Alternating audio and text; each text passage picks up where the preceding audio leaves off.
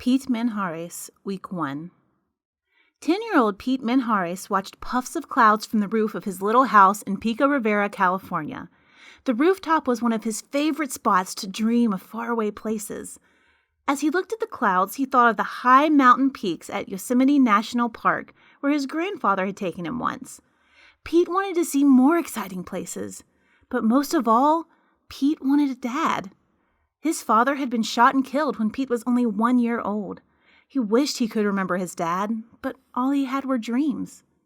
Pete's mother had to work hard to earn money for her family. Pete worked too, helping take care of his sisters and younger brother and doing chores. Pete enjoyed helping his great-grandfather Pedro at his barbershop after school. He shined shoes and swept up hair. Pete knew Pedro loved him, but he did not feel loved at home because when his mother was around, she was very strict. A lot of the time, Pete was left to take care of himself, and he would often get into trouble. There are 2 paths in life each of us can choose to take: the path of right choices or the path of wrong choices. By 5th grade, Pete had begun to head down the path of wrong choices. He would skip school to play with his friends.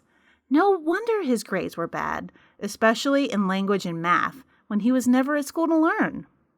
Pete didn't know God had great plans for him. God's plans for us are the best, but Pete knew very little about God. If only he could understand that God knew about all his hurts and how much he wanted a father. Pete made even more bad choices as he entered middle school. He was headed down the wrong path. He watched older boys in the neighborhood and imitated things they were doing. He started drinking alcohol regularly at neighborhood parties, and soon things got worse. "Whoa, you should try this, Pete," Juan told him after taking a deep sniff of a gasoline-soaked rag. Pete took the rag and inhaled deeply. He didn't realize what was going on inside of his body as he sniffed the gasoline. He only knew he was feeling high. But inside his body, his heart began beating too fast. The fumes were hurting his nerves and his brain. Very quickly, Pete became hooked on sniffing different chemicals. Although some of them seemed harmless, they acted like drugs.